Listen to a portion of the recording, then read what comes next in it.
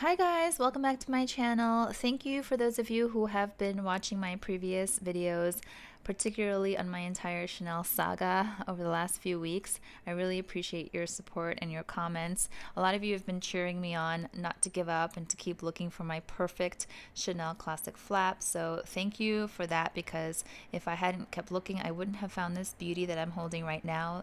And I'm super happy with this one. So I really wanted to talk about the details of this bag in this video. Also, for those of you who've been following me on Instagram at Hello Catwalk City, I think many of you have already seen the photo that I posted of this bag, and you know I'm really happy. But a lot of you had reached out via DM and just had lots of questions, and many of the questions were similar, so I thought I'd make this video and try to answer all the questions in one shot.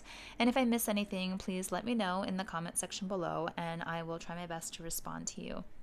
So this is the Chanel Classic Flap in the medium size, and it is in the black lambskin, which I know was a surprise to some of you, with the silver hardware. And I guess for starters, the reason why, well, there are multiple reasons why I decided to go pre-loved this time. But for those of you who did watch my previous videos, you'll know that I had some not so great experiences in the boutiques recently. So for those of you who haven't watched, I will link those original videos down below in case you're interested in checking them out. But long story short, I did purchase a brand new classic flap, this exact same one except that it was in black caviar, from the boutique here in New York City, and unfortunately very soon after bringing it home, I discovered a popped stitch. I think it was either a pop stitch or a loose stitch. I don't know exactly what the right terminology is, but in any event, it was a problem, so I returned it. And then a few weeks later, I went to the boutique at Saks Fifth Avenue and I purchased another one. Now, the first bag I got was a made in Italy bag. And then the second bag that I purchased was made in France.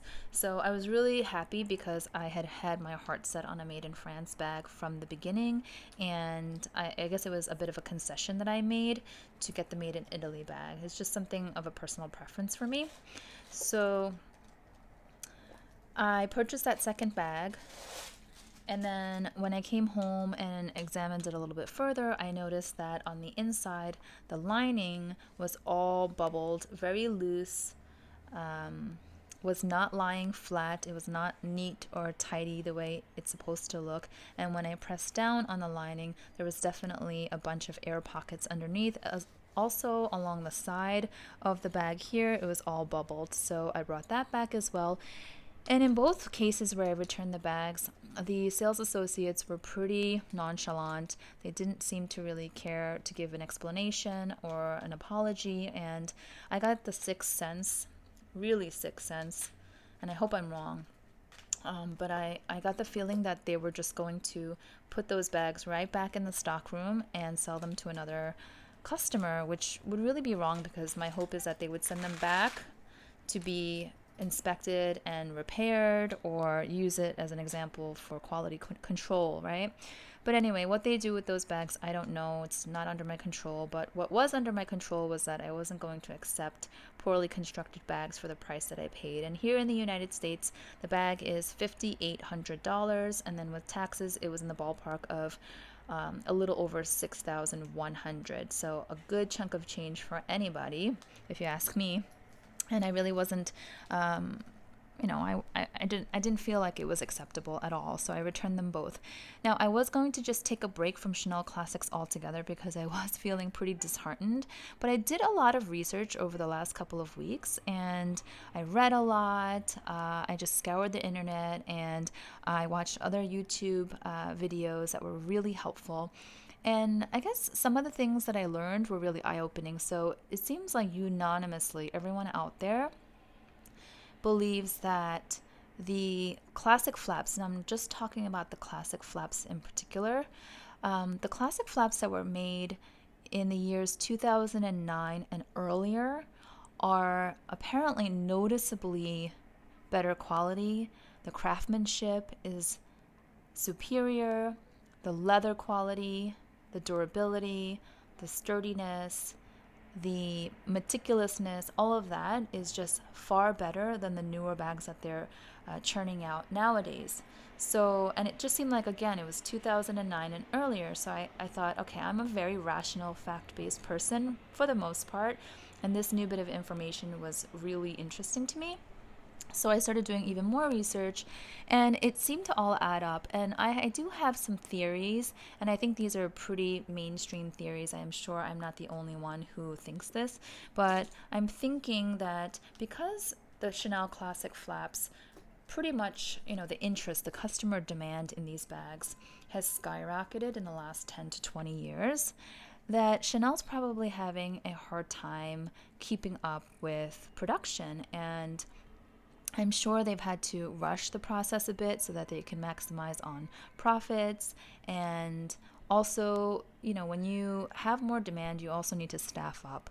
So in the factories, I would imagine that they would have to hire more people. And the people that they are hiring nowadays are probably younger, less experienced, and they're new and they're being newly trained. So you're having people who are less experienced, who don't have sort of the art of the craft yet under their belt, working on these bags, and that combined with this rushed sense of urgency could really create an environment where for sure there could be some careless errors, human mistakes. These are all handmade, so of course there are going to be some slips of the hand. Also, if you're rushed, you may cut some corners and you may get a little bit sloppy with the stitching, or checking for symmetry and that sort of thing.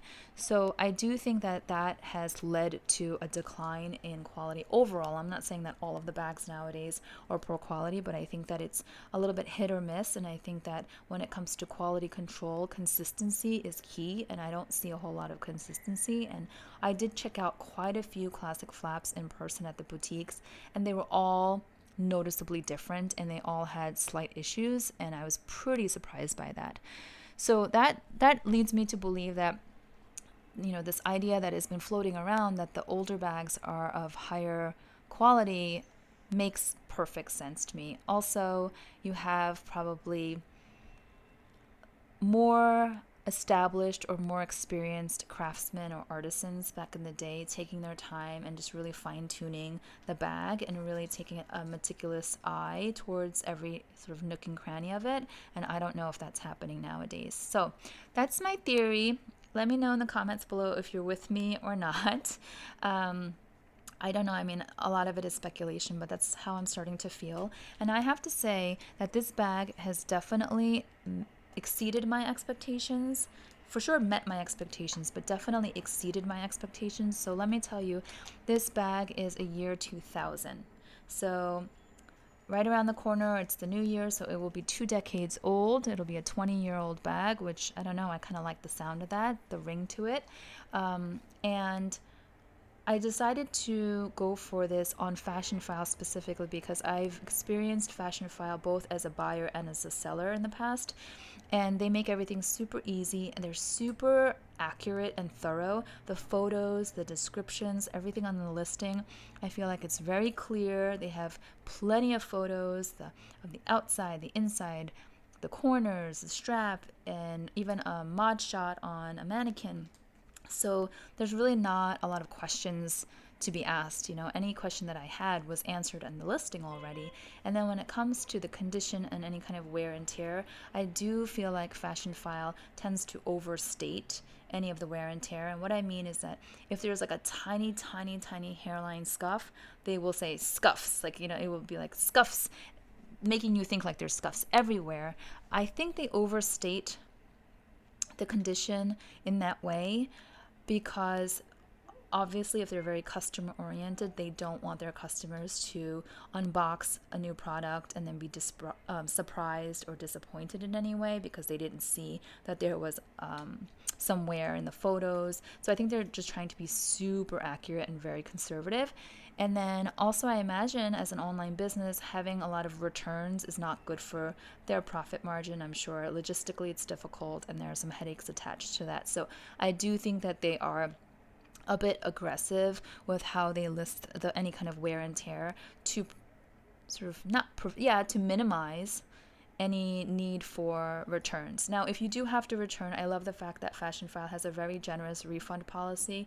It's a 30-day refund policy for any reason, really. I mean, literally, I've returned bags in the past. I think it was like two or three bags I've returned, and it was just because I changed my mind. There was nothing wrong with them. And that's fine because people change their minds. And sometimes when you hold a bag and you put it on your shoulder, it just either feels right or it doesn't feel right. So Fashionfile, I think, is very generous with their policies. It actually makes some of the other pre-loved sites out there look really stingy. I've never used The Real, which is a competitor of Fashionfile, but I've heard a lot of horror stories. I know that a lot of their items are not returnable, which sounds crazy to me. Like I would be super nervous to order from them.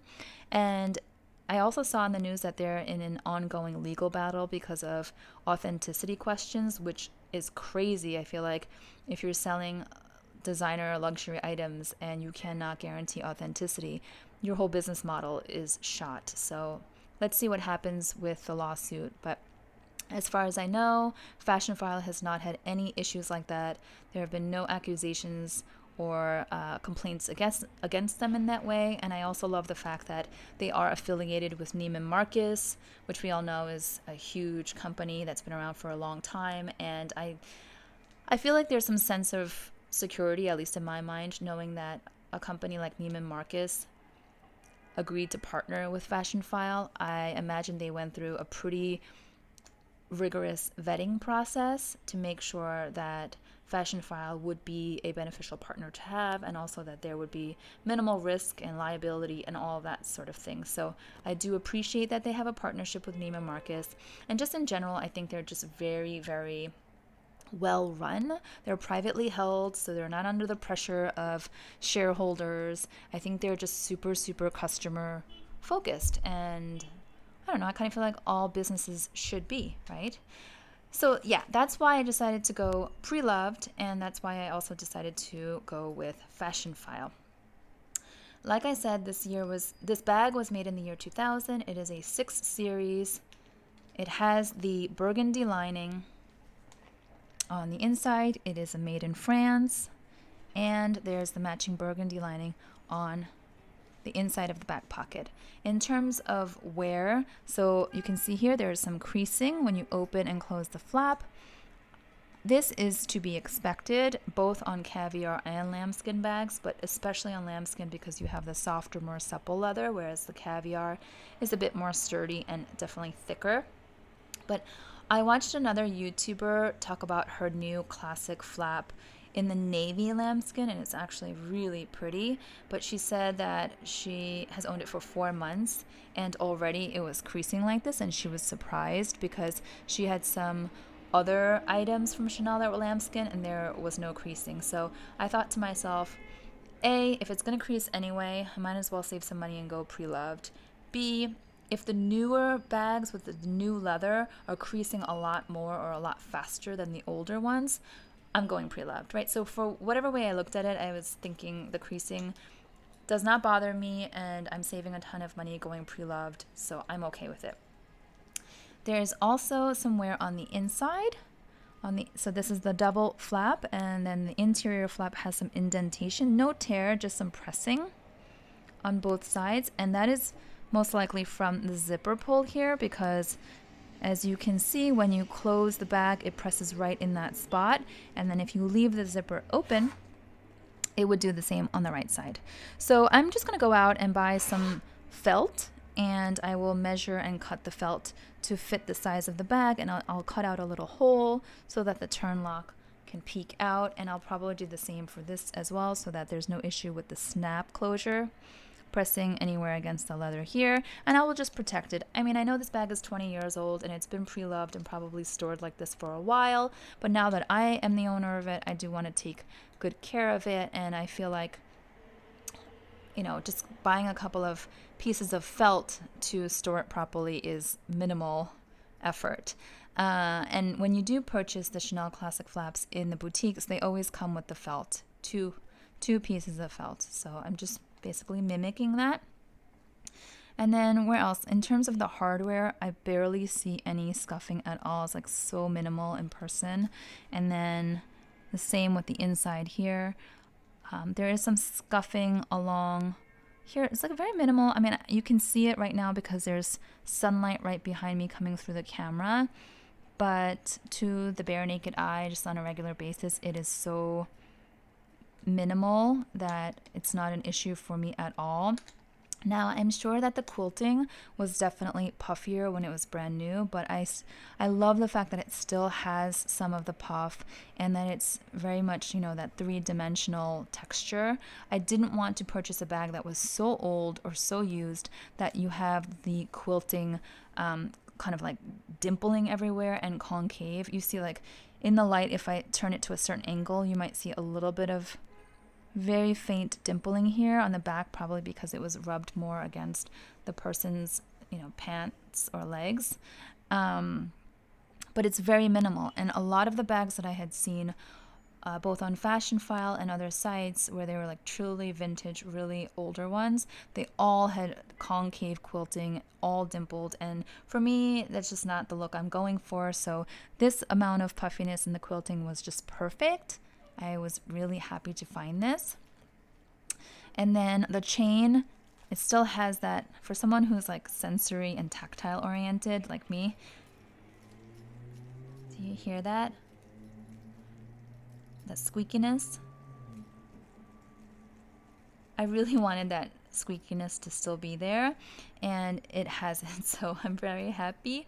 And then if you look at the leather, there's no feathering of the leather at all. And believe it or not, I did see a brand new one in the boutique that had feathered leather, which I did mention in one of my earlier videos, and I was really shocked that a brand new one would have that kind of wear on the edges of the strap, but that's how it was.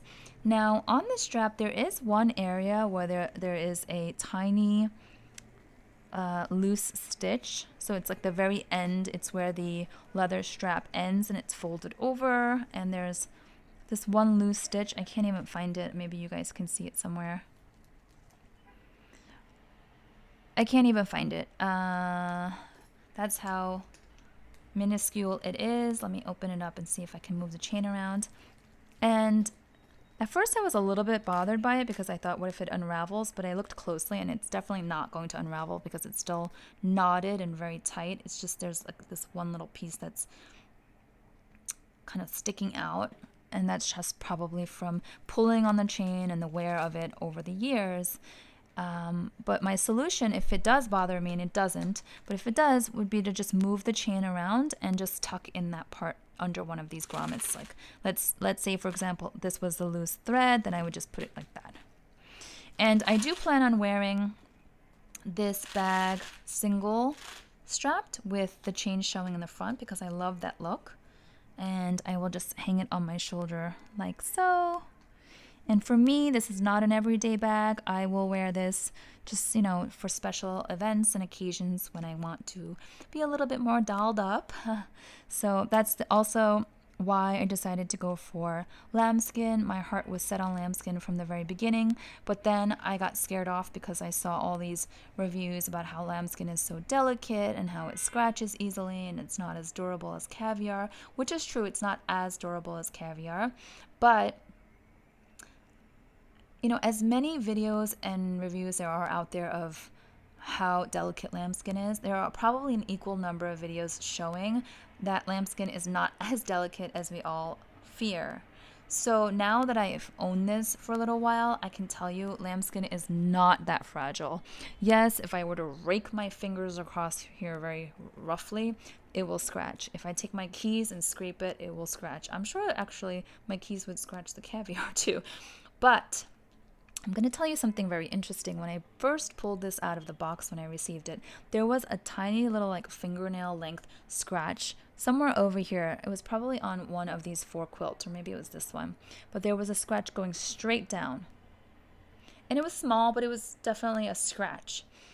And I thought to myself, wow, all those YouTubers, my fellow YouTubers out there who say you just, you know, you can just rub out any minor scratches from the natural oils of your hands. I thought, I guess that's not always true because clearly there's a scratch here, and if it could be rubbed out, I'm sure it would have been rubbed out before it was sold to Fashionfile, or at least the Fashionfile staff would have tried to buff it out.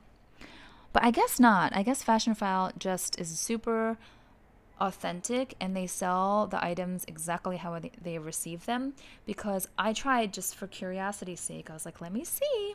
And I started rubbing for paint, I don't know, 5 seconds, 10 seconds. And it was like a miracle because when I looked, the scratch was completely gone. It is gone. I don't know if you can even see like a shadow of it.